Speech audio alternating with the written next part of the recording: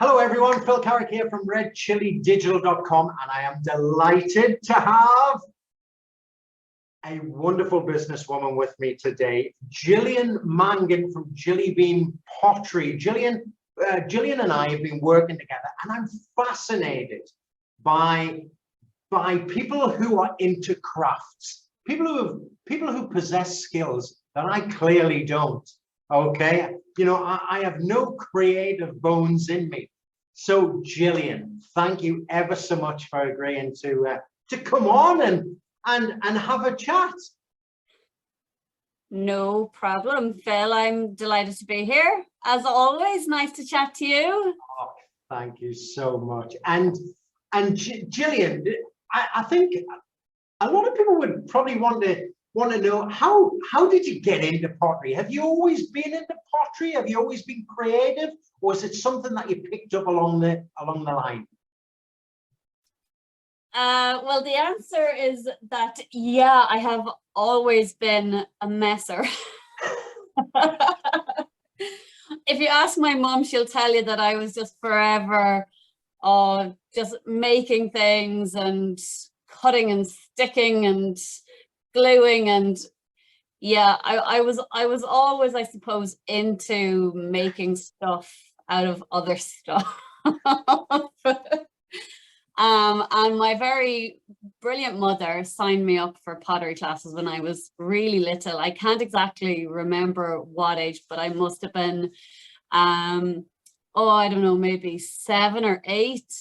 And I kept doing it for years and years and absolutely loved it. Always loved my pottery classes.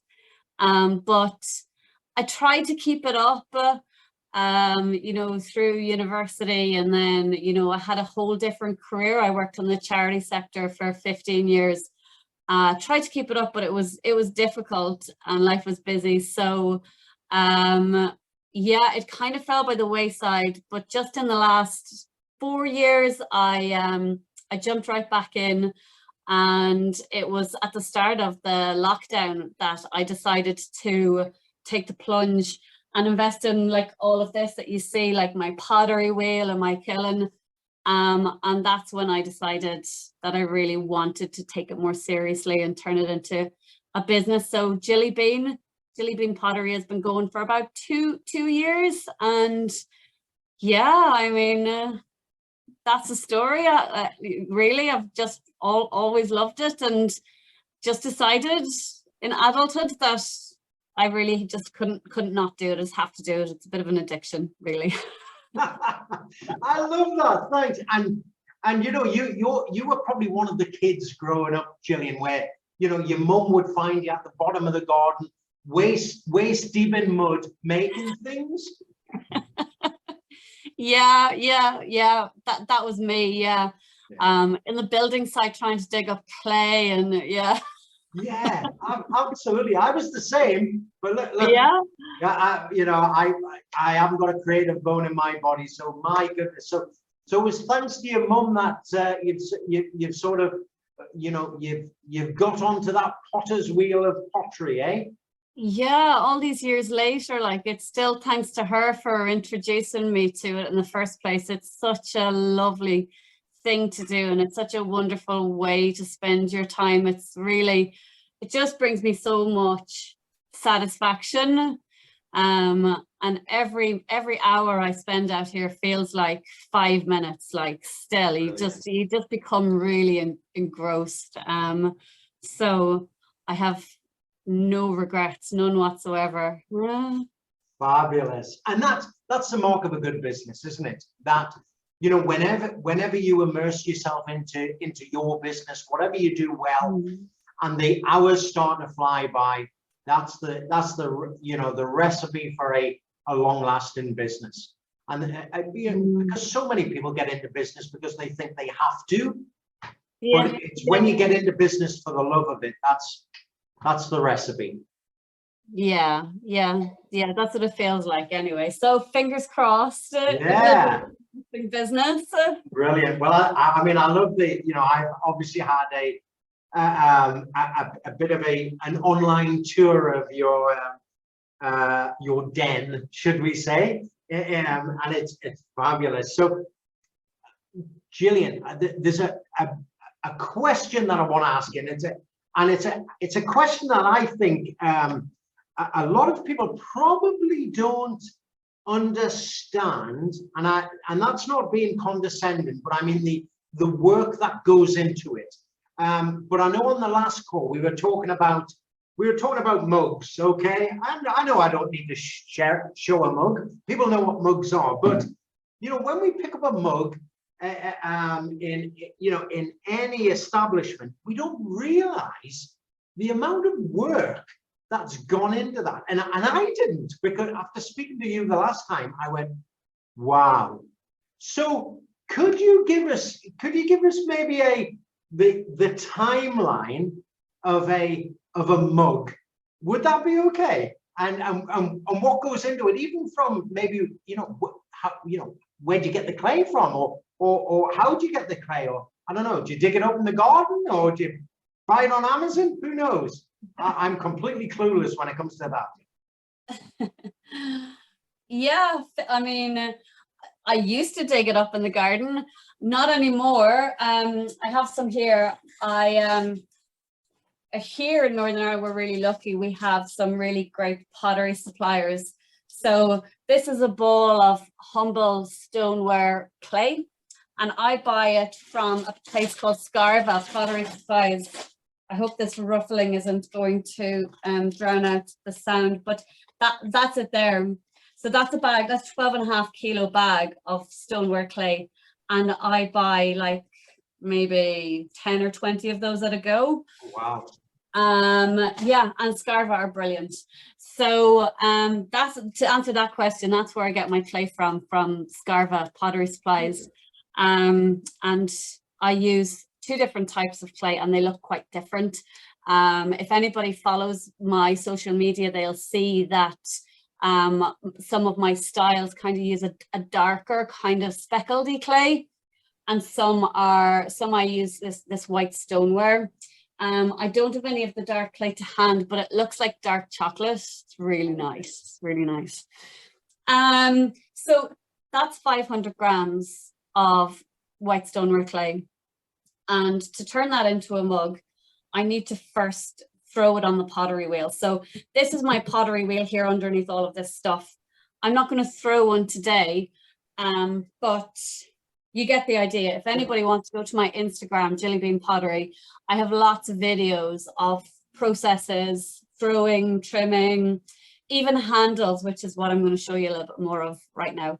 Brilliant. So this is a mug that doesn't have a handle, as you can see, and I threw this about a week ago. It didn't look like this. It didn't look quite so polished and shiny, because what you need to do is leave it for about 2 days, and then put it back on the potter's wheel upside down this time, like this, and use a carving tool to trim and refine the shape.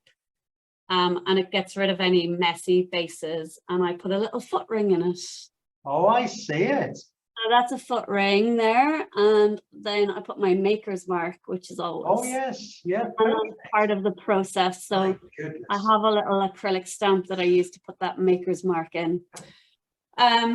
So this is just about the right consistency. It needs to be about leather hard before you can attach a handle.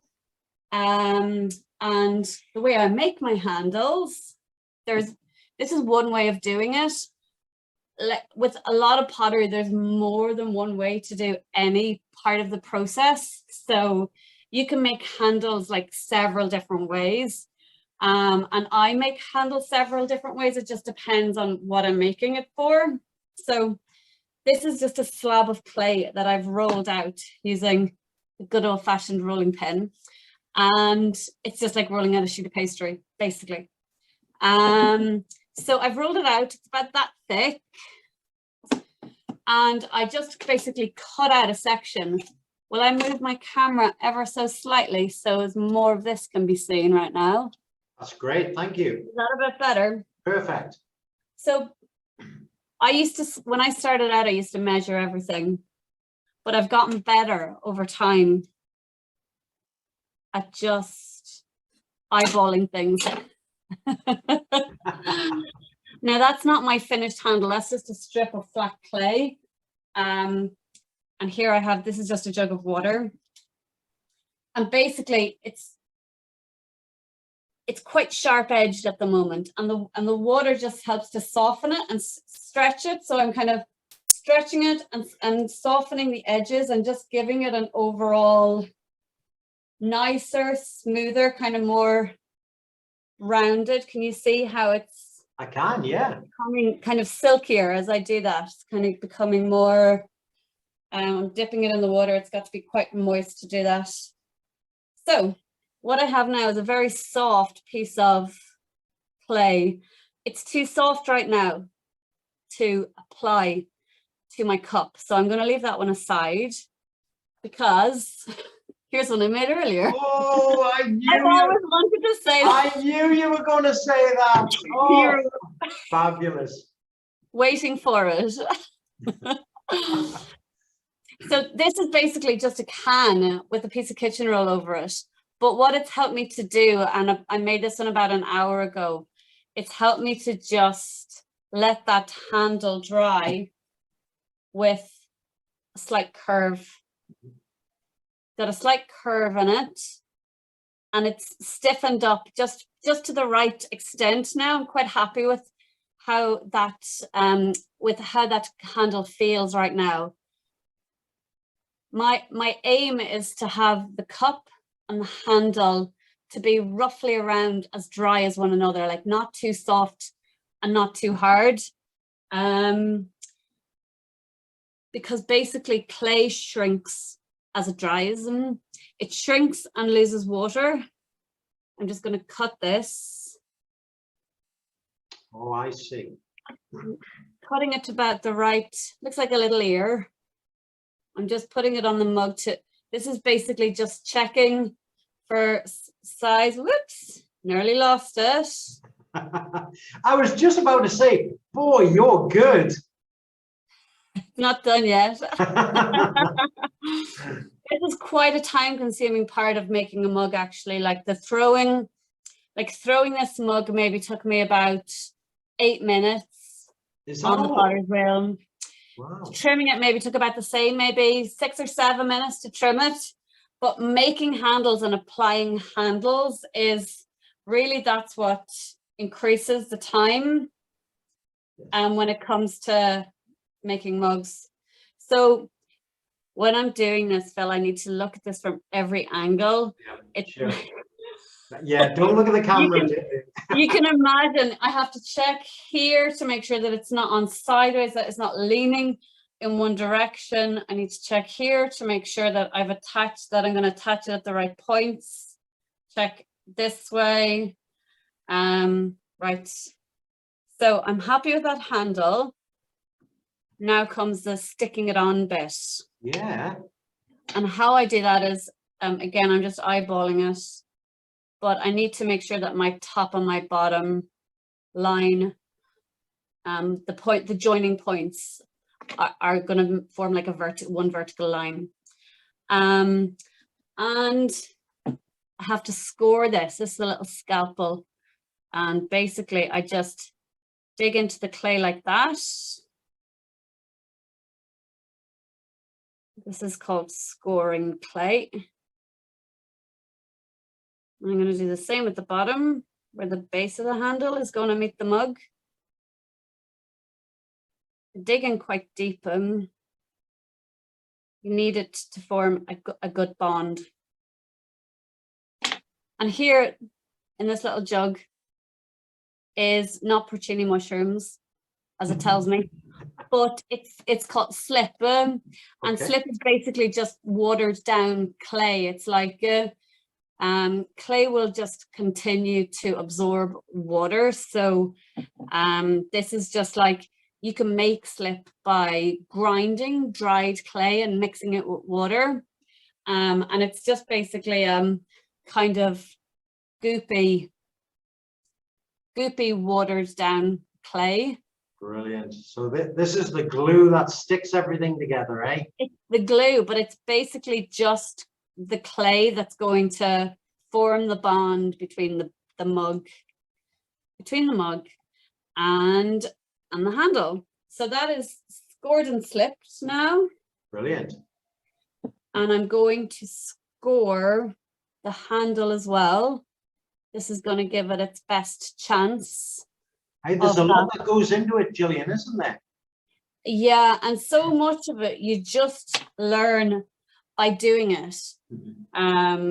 Like I was at a potter's market at the weekend and talking to lots of potters, and a few of them were kind of echoing the sentiment that is like everything that you make, every time you put your kiln on, you take something away from literally every mug that you make.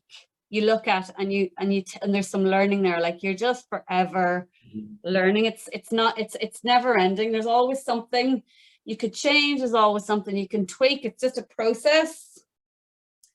So no, I'm just pressing. And this part is quite important.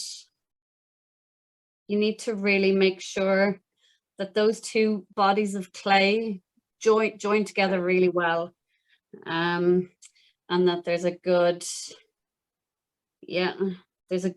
join between the two of them. So I'm just, it's quite wet with the slip, so I'm just pressing and rubbing away at the joint to try and minimize the join. And I'll do the same with the bottom, but first I'm just going to get rid of that little tail. We don't need that tail, so I'll just take that away. Brilliant. I'm fascinated. And do the same again. So I could keep going here. I'm not going to, I probably will keep going for another few minutes, tidying this area up, tidying across the top. But there's something else that I just want to explain while I'm here, which is about the drying. That would be fabulous. That was my next question, actually. Yeah, what was the question? Yeah, well, the question was once you have the partially finished product, how long do you leave it to dry before you can start working even more magic and painting it? And I don't even know if I'm using the correct terms, but anyway, over to you, and you'll use the correct terms, Gillian. Things need to dry for at least a couple of weeks before I can put them into the kiln. So this is particularly so with mugs. They need even longer to dry. So I don't know if you can see, but around here, I reuse any plastic I can get my hands on. So I know it sounds wrong to say, but if you're a potter, plastic really is your friend. Like you need plastic, you rely on plastic to slow down your drying. So this mug that I'm finishing today will sit underneath a piece of plastic for at least a week. Wow. Okay. And that's to slow down the drying. When something dries too quickly, it can warp. And if there are any joins, like this piece has a join now, those can just break off basically if you don't dry things really nice and slowly. And the reason it's so important for a mug is because you can see this handle, it's really exposed. There's less of it. And so this wants to dry faster than the rest of the mug. Yes. And drying means losing water, and losing water means shrinking. So this will be drying, shrinking, but the handle is going to shrink quicker. And I like to think that handles are like, they're a little bit impatient. They want to dry, they want to be all grown up, basically. They want to be dry and they want to be finished and they want to be through the kiln quicker than the mug does. But if it's shrinking at a faster rate, the mug is going to hold it back, and so it's just going to break away. Yes. And do its own thing, shrink at its own rate. So yeah, it'll live under plastic for about 2 weeks. Then I might give it another 2 weeks just drying. yeah, I'm really careful with mugs because I just don't like to lose them. You put so much work into them, and then it's like, you know, if your handle breaks off, it's really heartbreaking. I bet it is, Gillian. That's fascinating, and people might think, yes, Phil, you already knew that answer. I didn't. I had no idea that it could potentially take weeks just to dry it out before you do anything else. So I'm going to look at mugs and ceramic items in the shop a lot differently now, Gillian. It's slow. Ceramics is definitely a slow process. I'm not one of the world's most patient people, but it really helps me to be patient because you have to be. The consequences are too great if you're not. So this one here has been through the kiln. So that's one that I have fired. It's ready for glaze. But like this one here, you can see it's quite dark. It hasn't been fired yet. So this one is basically the same as this one here that we just worked on. Yes. But this is maybe 3 or 4 days previous. I finished that one a few days ago. So yeah, it goes from that to this. Then when it's dry enough, in fact, I have one here that's, this is the same, but this one is dry and ready for the kiln. This one is ready for its first firing. And then this is it after, just a little bit whiter, quite white, as you can see. And then I don't have one in that style that's finished, but I have one in a different style, and that's my different clay that I was telling you about earlier. So that's a finished one with the glaze on. That's beautiful. Oh wow, I love that style. Oh, thank you. That would go so nice in a cottage somewhere. Oh yeah. Oh yeah, absolutely. Oh yeah, I love that. Thank you. Really nice. So that, yeah. Sorry, no, that's just the process from start to finish. And then, I mean, the only thing that I didn't mention was the glazing, and that's just a case of covering the fired item in liquid glaze and putting it back in the kiln and firing it to, well, I fire to 1230 degrees. So that's had a pretty toasty time. That is incredible. So there you go. Gillian, I am so grateful for this. I really am. Because I had no idea, and I'm sure a lot of people who are watching this recording have also got no idea of the family tree of a bit of clay. So it's, my goodness, there's a lot of work involved, isn't there? It's quite time consuming. They're all just small processes in the journey of a piece, you know. But yeah, it all adds up, and I will typically make a batch, and so you're just doing like one job over 10 items, like throwing 10 and trimming 10 and then putting handles on 10, and so yeah, that can add up to a chunk of time. But yeah, I can imagine. Absolutely. So Gillian, I just want to thank you so much for your time today. I really appreciate it, and I hope people who are watching this recording really get the same sort of buzz that I have, because it's fascinating. I love it. So if people want to visit you online, Gillian, how do they do that? What's your website? Yeah, so I have a website where I have some of my pieces are in sale there, and there's some more information about me. And the website is gillybeanpottery.com. Or they could visit me on my social media. So I have a Facebook page, and that's Gillybean Pottery, and I have an Instagram page, and that's also Gillybean Pottery. So I do a bit of process stuff. I kind of let people in behind the scenes and show them what's going on in my studio. So if this video is interesting at all, then that'll be a good place to go. Brilliant. Absolutely. That's where I'll be going next. Gillian, thank you very much for your time. I really appreciate it. And thanks once again for letting us into the life of a potter. Thank you, Phil. Take care. Bye. Bye. Bye.